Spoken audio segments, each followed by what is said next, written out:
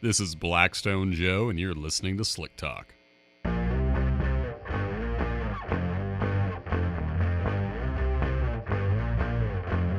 If I say I'm an oil man, you will agree.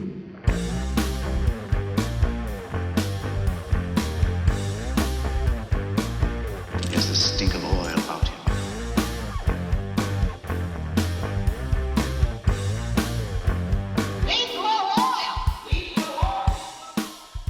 All right, welcome into episode 99. Again, this is your host, Blackstone Joe.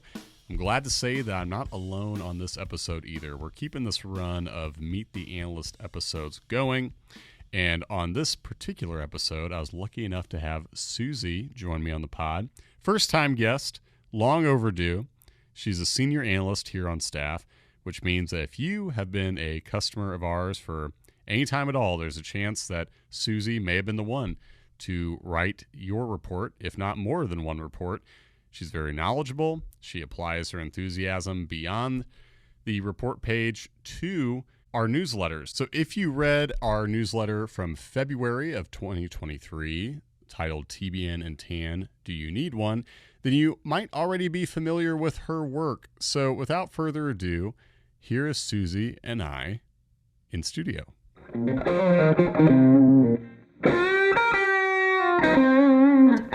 Do you prefer it when people write questions on the slips versus starting a report with no remarks? I like some commentary because it is some place to start that you're not just saying the same thing that you've said a whole bunch of other times. Yeah. Sometimes it can make it tricky, though, because there's a limit to how specific we can get. So if Yeah. somebody's wondering about a very specific problem, we can hone in on it specifically.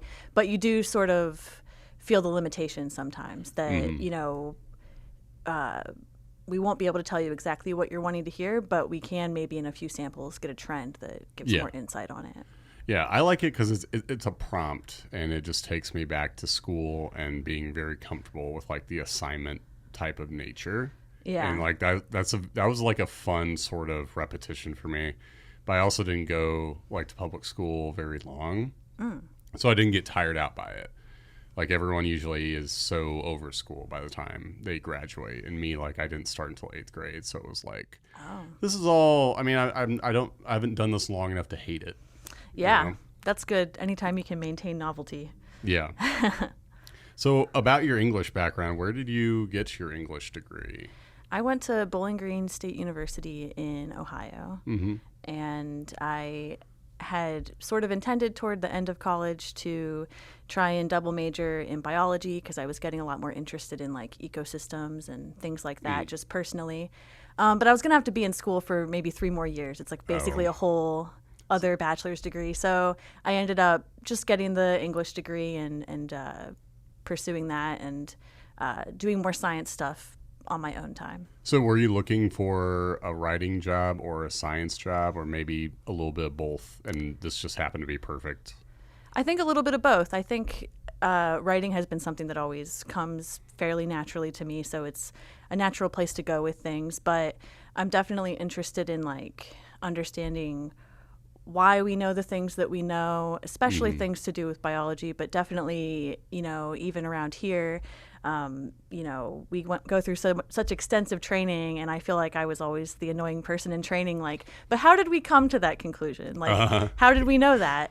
And, that has led naturally here to writing some newsletters and just, we have a wealth of knowledge in our database just there to pick at. If you, think of a good enough question, you can kind of answer it for a lot of things. Yeah, that was kind of the main reason. Well, first of all, you were back in town, so I wanted to talk to you anyway, but I was actually reading the newsletter again recently.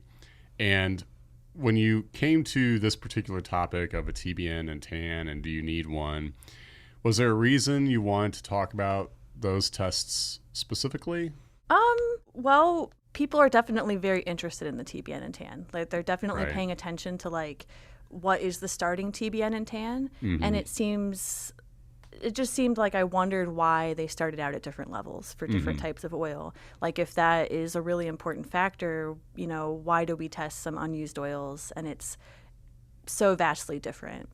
And so that was an interesting thing to delve into. And I was also interested in just seeing how the tests are run. Anytime I can get someone in the lab to actually like let me do it, Yeah. that's fun for me. So you got to do each individual test, because that's something that, I mean, going back to our training, we definitely didn't get into TBNs and TANs. So this was something that you actually got to expand on in the lab. Yeah, for sure. Luke, went through them with me, and in part one, we didn't get into this yet, but in part two that's coming up, you'll get to see that I heated a bunch of samples for certain lengths of time at certain temperatures to see if we isolate the factor of temperature, how is that affecting the TBN? And for that, I got to run the TBN as many times as we had samples in there, and it was fun to make some rookie mistakes in the lab, have to redo some of them, and just have some context. Like when I'm writing reports, I kind of have a visual for it that I didn't have before. Mm-hmm. And one thing that I thought was interesting in the article is you honed in on a couple of oil types specifically, and I'm curious. Was there anything about Joe Gibbs or Chevron Delo 680F that made them, I don't know, fun candidates to talk about, interesting ones? I mean, they are definitely a couple of distinctive looking products. Is that maybe what drew you to them, or? Yeah, definitely the Chevron Delo 600 ADF has a potential to look like there's coolant in it because it contains potassium, which is very unusual. And it also starts with a pretty low TBN. It's one of the lower ones in a sort of chart that I made of TBNs.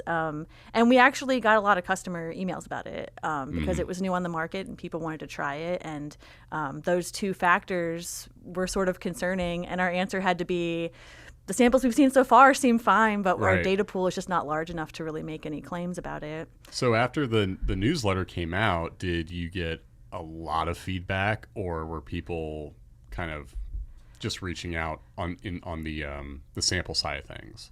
I got a decent number of emails about the newsletter, but I don't know that anyone honed in a whole lot on that specific oil type. We still actually haven't seen that many samples of it. Yeah. And a lot of the samples are still wear-in samples, so it'll be really interesting still to see how that goes. So did anything surprise you as far as what you found with, say, some of these lower TBNs starting out and how they held up during the course of an oil run? Was any of it surprising to you, or? Yeah, I mean, the Joe Gibbs driven D140 was pretty interesting because we have some long-standing trends from some customers who use that oil type exclusively, and it has a pretty low starting TBN, and it really doesn't seem to cause problems as far as we can see. And for that particular oil type, they say that it is designed to try to prevent low-speed pre-ignition, and we can't say for sure if it's doing that exactly, but it is interesting to see how, there's a certain additive package that we expect to see in most oils, but that doesn't mean it's the only thing that you could do. Like manufacturers could change it up at any point based upon particular aims.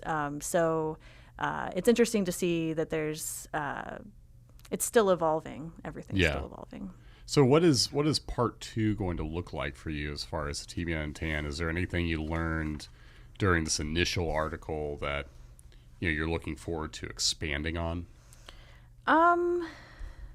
I definitely was interested in honing in on, different factors. Like we know that, combustion, being in proximity of combustion can be hard on oil, but there's a lot of factors there. There's heat, there's blow-by, there's, friction. It's hard to say exactly, all the factors that are going into what is diminishing the TBN over the course of use. But being able to isolate temperature, which we basically chose because it's the easiest thing to just replicate, on a burner in the lab, set it at a certain temperature, have like an automatic stir going and just have it running all day long. So yeah, that was an interesting thing just to see. Don't want to reveal too much about what will be in that newsletter, but it was definitely a fun thing to be able to isolate just one variable. And when you're in the business of writing reports, how do you approach TBNs and TANs as far as if someone wants one and then, what they may take away from it, how do you tend to approach it? I tend to approach it holistically. It's not the only data point. So if, an engine has some problems, but the TBN is nice and high, that's still not grounds to say, go ahead and run the oil longer. A good example of that is that when you have a lot of coolant in the oil and you test the TBN, sometimes it's sky high, looks awesome, but it's actually just that, the coolant is skewing the test. And it is an alkaline substance, so it is raising the TBN, but that does not mean that it's okay. And it doesn't account for any other factors like extra wear that might be taking place, or high insolubles, or really thick viscosity, or something like that. So when you look at a case where, say, the TAN has been increasing over the course of a trend, say, the TBN is still good, do you look at a TBN that's still good and a rising TAN and think, well, the oil is becoming more acidic, but there's active additive left to combat that, ergo a rising TAN isn't necessarily a concern as long as you have that TBN at a certain level? Or, because that's kind of how I've always looked at it. Like, as long as you have an active additive supply, a rising TAN isn't necessarily a concern, but do you look at it the same way?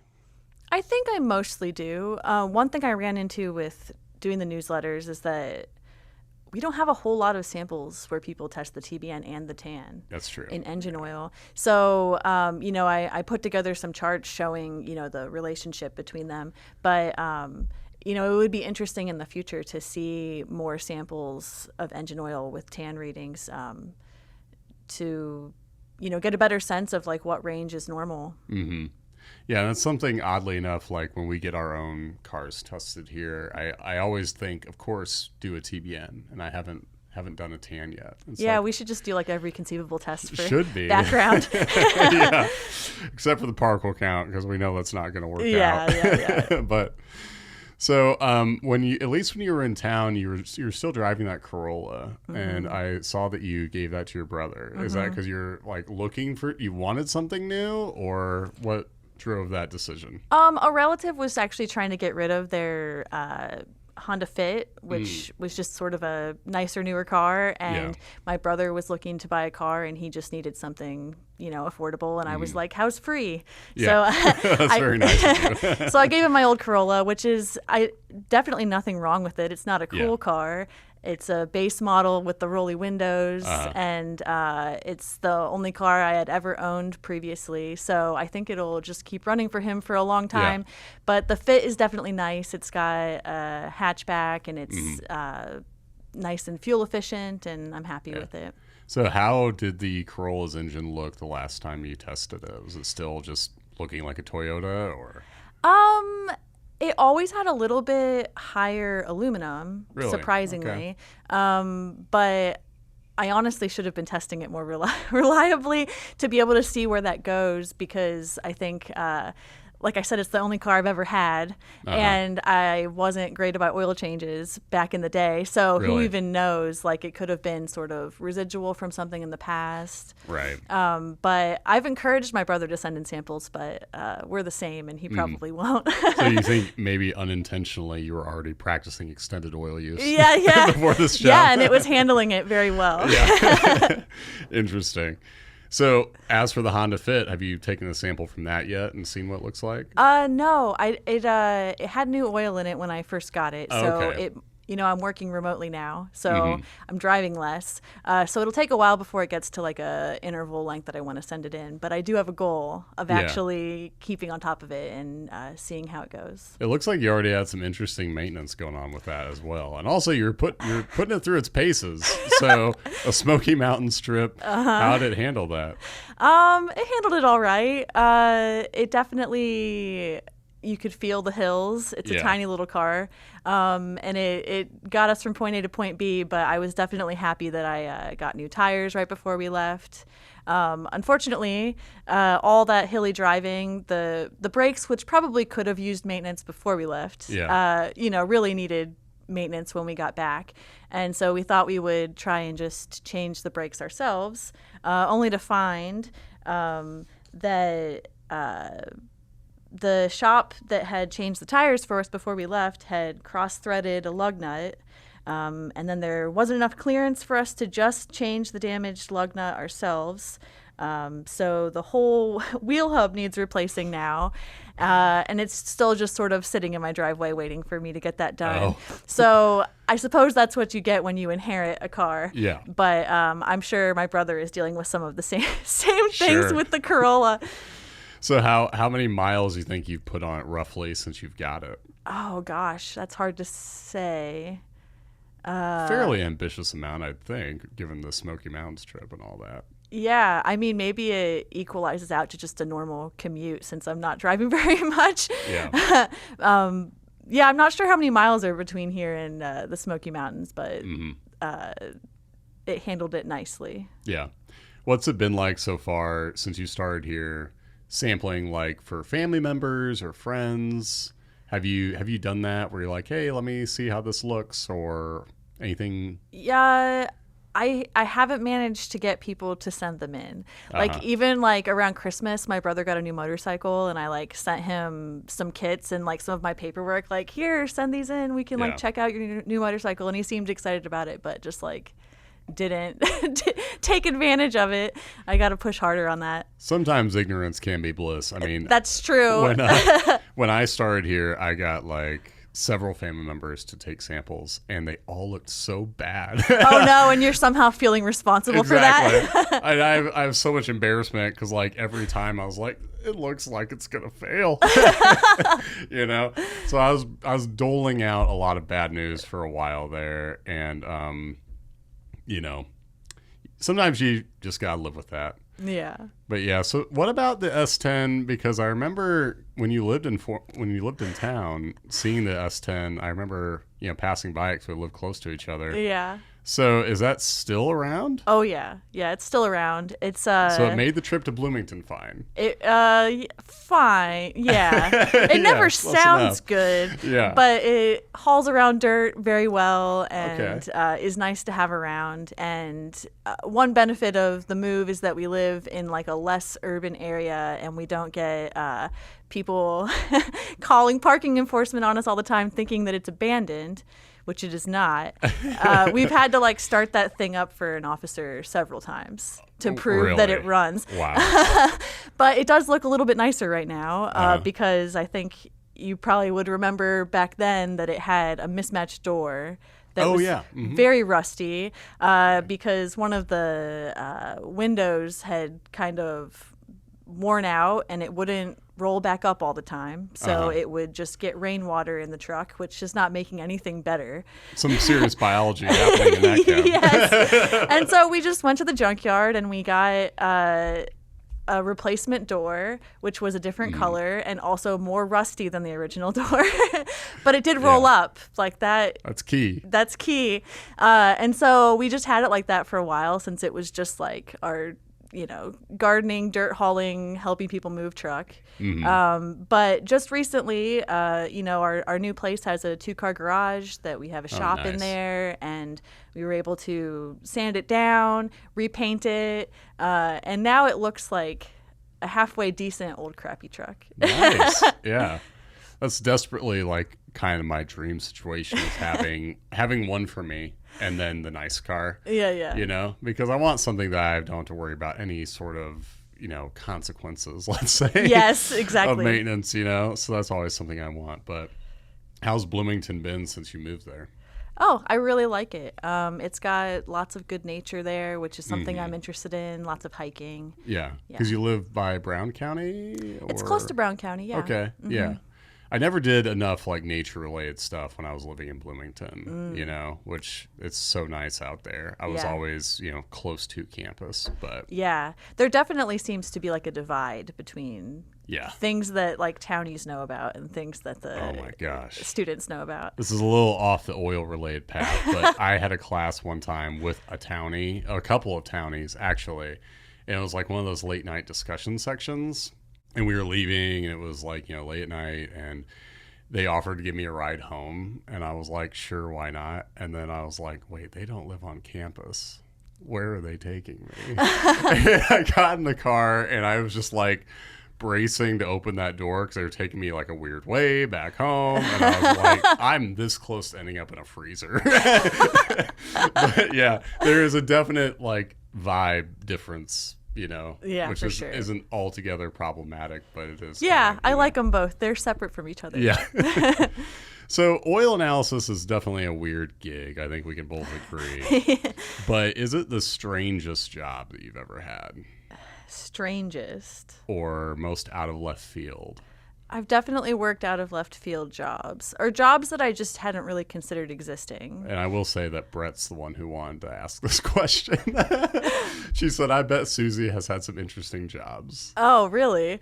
I don't know if they're that interesting, just like oddly specific. Yeah. So my first job kind of out of college, first like professional job, was an editorial assistant at like a craft publishing company. Oh, cool. So I would like work with the editor of this magazine that was all about cross stitch of all things, Sure. like really specific type of needlepoint. Uh-huh. And I would, be sort of a jack of all trades in that specific arena. So I would like get framing done, and I would communicate with people who would like stitch up models for photography, and sometimes I would even like have my hands as a model for a tutorial for how to do a very specific stitch that I personally could not in fact do. Yeah. But I could do what people told me to do very specifically. So that was kind of a strange job. You just, you think of all the publications in the world that have like specific information in them. Like someone has to do all the legwork to make that happen. Yeah. I think it's interesting that it was very easy to tell early on that you had like a lot of enthusiasm for like learning the specifics of this job and also like helping people solve problems. Is that like your favorite aspect of it, is helping people kind of take care of what they own? Or like what would you say is your favorite aspect of the analyst work that we do? I definitely like talking to customers. Sometimes they ask really interesting questions, and sometimes there's something that I have a really good answer for, and they're happy to get a complete answer. And sometimes it's a really strange question, and I don't have an answer, but that sort of sparks my curiosity because I know when you start this job, it seems like you watch like senior analysts write up a report pretty quickly, and you're like, that is a magician. And then eventually, you're looking forward to the time when you understand everything, and it does come. And then you're like, I got to learn some more stuff now. Like, this is actually becoming sort of routine, which, like, doesn't seem possible in the beginning. But, yeah, I like being asked kind of strange questions. Even if I don't have the answer, it gets me thinking, and I like being able to answer a question that someone would not have the tools to do on their own. That's awesome. Probably the best answer I'm going to get on that one. Well, it was really cool hanging out. And also, when you follow up on the next newsletter, definitely want to talk about that one some more. Awesome. TBNs, TANs, and all the rest. All right. Well, thanks, Suzi. Thanks.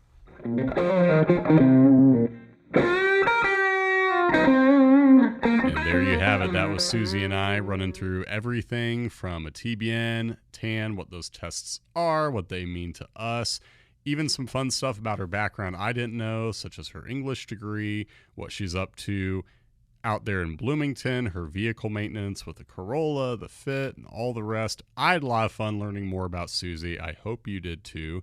We're going to have her back on when she does her follow-up newsletter for sure, so I'm looking forward to that. And of course, with this being episode 99, we are on the doorstep of a milestone for this podcast. Episode 100 will be here very soon. We have something special planned. I don't want to give away anything, but let's just say that if you have been a listener of this show from day one, you're going to enjoy revisiting some things. And if you're a newer listener and maybe you haven't gone through all previous 98 episodes before this episode 99, well, this will be a good way to catch you up to speed and see how Slick Talk has grown into what it is today. So be sure to stay tuned for that episode. It's going to mean a lot to us. We hope you enjoy it too. That's all for today, though. This is Blackstone Joe signing off.